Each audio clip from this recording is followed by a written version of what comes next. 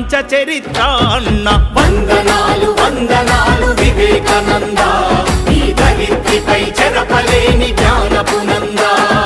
విశ్వమంత భారతీయ విలువల పంట, వ్యక్తిత్వ వికాస ఋషి వివేకానంద.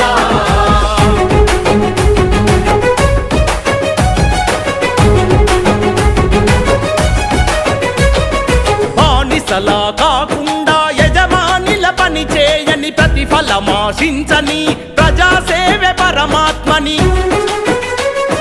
పడిలేచే కెరటాన్ని ఆదర్శంగా చూడమని, మందల ఒకరివిగాక వందల ఒకరివి కమ్మ.